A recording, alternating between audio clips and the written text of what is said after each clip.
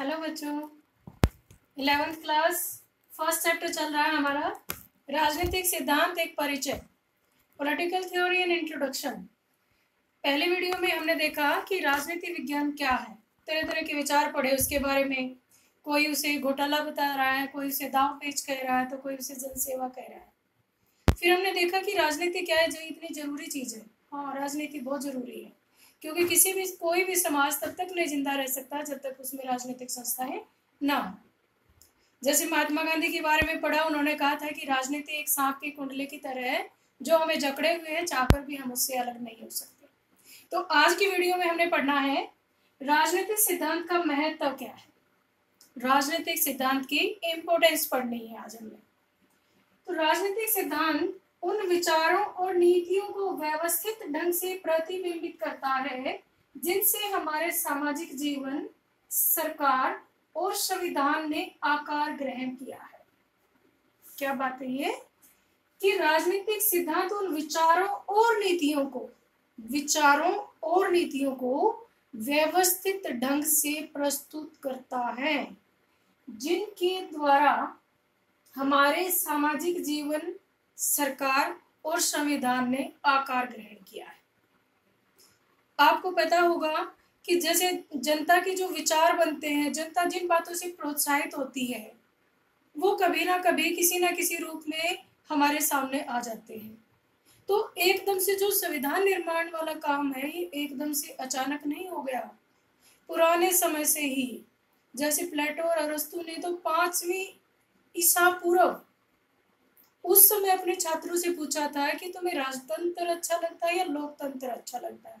इसका मतलब राजनीति के बारे में जो विचार विमर्श हो, बहुत पुराने टाइम से चला आ रहा है, कौटिल्य और अरस्तु के टाइम से चला आ रहा है। जैसे रूसो ने तो कहा था कि जो राजनीति है वो उस स्वतंत्रता उसका मूल आधार है। मार्क्स ने कहा था कि राजनीति में समानता सबसे ज्यादा महत्वपूर्ण है। और महात्मा गांधी ने भी अपनी पुस्तक हिंद स्वराज में स्वराज की अलग परिभाषा दी थी कि स्वराज क्या होता है। इसी तरह डॉक्टर भीमराव अंबेडकर जी ने भी अल्पसंख्यकों के लिए अलग से प्रावधान करने की चर्चा की थी। तो ये जो सारी बातें हैं, सब नेताओं की बातें जो पुराने समय से चली आ रही हैं, उन विचारों को ग्रहण करके आज के दिन संविधान का निर्माण किया जाता है। ये राजनीति सिद्धांत का महत्व है, क्योंकि राजनीति इतने पुराने समय से चली आ रही है। उन विचारों नीतियों को हम ग्रहण कर रहे हैं, जो हमें अच्छा लग रहा है उसके आधार पर हम आगे के नियम बना रहे हैं। इसलिए राजनीति सिद्धांत हमारे लिए महत्वपूर्ण है। दूसरी बात आती है स्वतंत्रता, समानता, न्याय, लोकतंत्र, धर्मनिरपेक्षता जैसी अवधारणाओं का अर्थ हमें बताता है। यह हमें बताता है, राजनीति पढ़ने से हमें पता चला ना कि लोकतंत्र क्या होता है, उसी से हमें पता चला कि न्याय क्या होता है। जैसे हमने प्रस्तावना में भी 3 तरह के न्याय पढ़े थे, उसी से हमें पता चला कि हमारे अधिकार क्या है, हमारे कर्तव्य क्या है।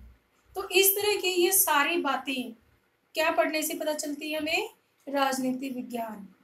अगर हम राजनीति विज्ञान के विद्यार्थी हैं तो हमें पता चलेगा कि लोकतंत्र क्या है, न्याय क्या है, अधिकार क्या है, और हमारी और बाकी की अवधारणाएं, धर्मनिरपेक्षता जैसी अवधारणाओं का अर्थ भी यह स्पष्ट करता है। तीसरी बात, यह कानून का शासन, अधिकारों का बंटवारा और न्याय पुनरावलोकन जैसी नीतियों का सार्थकता की भी जांच करता है कि कानून का शासन क्या होता है, क्या कानून का शासन जरूरी है, क्या कानून का शासन सार्थक है। ये बात तब पता चलेगी ना जब हम कानून के शासन के बारे में पढ़ेंगे। और कानून के शासन के बारे में हम कहाँ पढ़ेंगे? राजनीतिक विज्ञान में। न्यायिक पुनरावलोकन क्या होता है कि न्याय को दोबारा से देखना परिस्थितियों के अनुसार। तो इस तरह की उदाहरण हम कहाँ पढ़ते हैं? ये सारी चीजें हम राजनीतिक शास्त्र में, राजनीतिक विज्ञान में पढ़ते हैं, और इसीलिए राजनीतिक विज्ञान पढ़ना हमारे लिए महत्वपूर्ण है। चौथी बात आती है भावी राजनेताओं के लिए प्रेरणा स्रोत। जैसे हम पुराने अतीत के हमारे नेताओं के बारे में पढ़ते हैं, जैसे हम गांधी जी के बारे में पढ़ते हैं, रूसो के बारे में पढ़ते हैं, अरस्तु के बारे में पढ़ते हैं। हालांकि वो राजनेता नहीं बन पाए, लेकिन उन्होंने हमारे आगे आने वाले राजनेताओं को, भावी राजनेताओं को एक रास्ता दिखाया कि किस प्रकार से राजनीति अपना काम करती है और किस प्रकार से हम उसको दूसरे तरीके से भी चला सकते हैं। तो ये भावी राजनेताओं के लिए प्रेरणा का काम करते हैं। फिर है भविष्य की योजनाओं को संभव बनाता है। भविष्य की योजनाएं, जैसे हम राजनीति में राज्य के अतीत के स्वरूप के बारे में पढ़ते हैं, वर्तमान के बारे में पढ़ते हैं, और उन बातों से प्रेरणा लेकर के, जैसे पुराने जमाने में नगर राज्य हुआ करते थे, छोटे छोटे नगर राज्य थे, प्रत्यक्ष लोकतंत्र हुआ करते थे। हालांकि आज प्रत्यक्ष लोकतंत्र तो संभव नहीं है क्योंकि बहुत सारी जनसंख्या हो गई है, तो वहां से हमने लोकतंत्र की प्रेरणा तो ली है। वहां से हमने, जैसे अरस्तु ने तो 58 देशों का तुलनात्मक अध्ययन करके हमें बता दिया था कि कौन सा शासन प्रणाली किस वजह से बेहतर है। तो इस तरह से राजनीति विज्ञान हमारी भविष्य की योजनाओं को भी संभव बनाता है कि आगे आने वाले समय में हमारे सरकार का रुख कैसा होना चाहिए, हमें किस प्रकार की राजनीतिक व्यवस्थाओं के अंतर्गत रहना है, कौन सी हमारी अच्छी है, तो उस तरह की फिर आगे योजनाएं बनती हैं। इसलिए जो राजनीति सिद्धांत है, राजनीति विज्ञान है, वो हमें भावी भविष्य की योजनाओं को भी संभव बनाता है। विद्यार्थियों के लिए अत्यंत उपयोगी है। आज आप अगर किसी भी यूनिवर्सिटी का डाटा उठा के देखें तो राजनीतिक विज्ञान को पढ़ने वाले स्टूडेंट्स की संख्या दिन प्रतिदिन वर्ल्ड वाइड बढ़ती जा रही है। क्यों? क्योंकि अगर आपको वकील बनना है, अगर आपको राजनेता बनना है, अगर आपको और एनालिस्ट बनना है, राजनीतिक विश्लेषक बनना है, अंतर्राष्ट्रीय मामलों का जानकार बनना है, अंतर्राष्ट्रीय संस्थाओं में काम करना है, तो उस तरह के पेशे अपनाने के लिए विद्यार्थी के रूप में भी राजनीति सिद्धांत हमारी बहुत मदद करता है। फिर आता है नागरिकों के द्वारा तर्कसंगत ढंग से विचार प्रस्तुत करने की समझ पैदा करता है।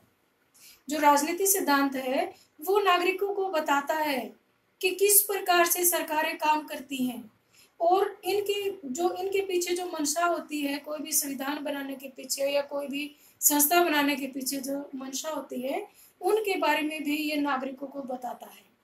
अगर हम राजनीति विज्ञान पढ़ते हैं तो हमें पता चलता है कि किस देश की कौन सी शासन प्रणाली है और कौन सी शासन प्रणाली बेहतर है, तो उनके बारे में तर्कसंगत ढंग से, तार्किक बुद्धि से हम बहस करने के काबिल बनाता है राजनीति विज्ञान हमें। फिर अंतर्राष्ट्रीय संस्थाओं की कार्यप्रणाली को समझकर विदेश नीति तय करने में सहायक है। जैसे प्रत्येक देश की कोई ना कोई विदेश नीति होती है, और वो विदेश नीति उस समय के अंतर्राष्ट्रीय संदर्भ में बनाई जाती है। किस प्रकार के हमारे दूसरे देश की नीति कैसी है, जो हमारे पड़ोसी देश हैं वहाँ पर किस प्रकार की शासन प्रणाली है, या विश्व में किस प्रकार की शासन प्रणाली ज़्यादा प्रचलन में है, हम किस प्रकार की शासन प्रणाली हमें चाहिए, और कैसी हमें विदेश नीति अपनानी है, किस देश के साथ हमें कठोर विदेश नीति अपनानी है, किस देश के साथ हमें कोमल विदेश नीति, कम कठोर विदेश नीति अपनानी है। तो इस तरह की कैसे हमने अंतर्राष्ट्रीय मामलों में सौहार्दपूर्ण वातावरण बनाना है, तो इस तरह की बातें भी हमें कहाँ पढ़ने को मिलती हैं, राजनीति विज्ञान में। फिर है हमारा यह शक्ति, सत्ता और संतुलन जैसी जटिल अवधारणाओं को समझने में हमारी सहायता करता है। शक्ति क्या है? जैसे मार्गंतो ने तो कहा है कि जो राजनीति और शक्ति के लिए संघर्ष है। सत्ता क्या है? सत्ता की साझेदारी क्या है? ये सारी जो अवधारणाएं हैं उनका भी ज्ञान हमें राजनीति विज्ञान पढ़ने से ही होता है। नेक्स्ट है विभिन्न राजनीतियों का तुलनात्मक अध्ययन करने में सहायता प्रदान करता है। जैसे विभिन्न राजनीति में कहीं पे अध्यक्षात्मक प्रणाली है, कहीं पे संसदात्मक प्रणाली है, कहीं पे एकात्मक शासन है, कहीं पे संघात्मक शासन है। तो इस तरह की सारी प्रणालियों को की तुलना करने में भी यह सहायक है।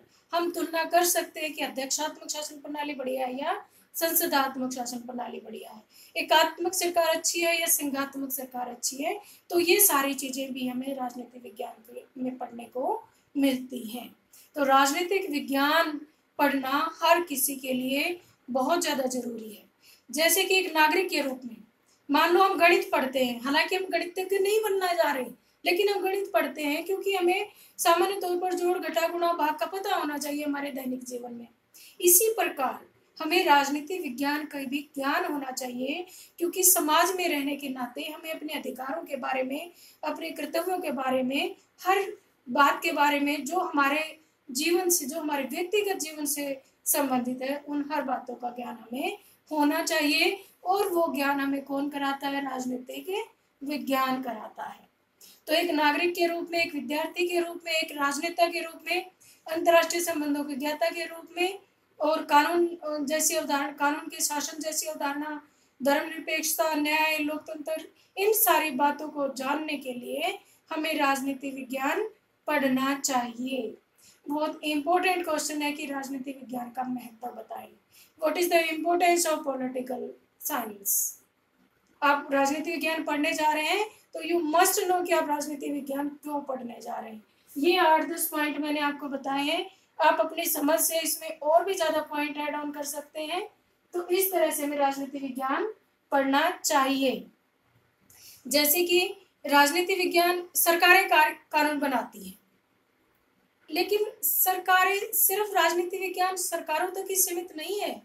ये मानव जीवन के राजनीतिक पहलू को भी दर्शाता है। जैसे सरकारें हमारी विदेश नीति बनाती है, सरकारें हमारी आर्थिक नीति भी बनाती है।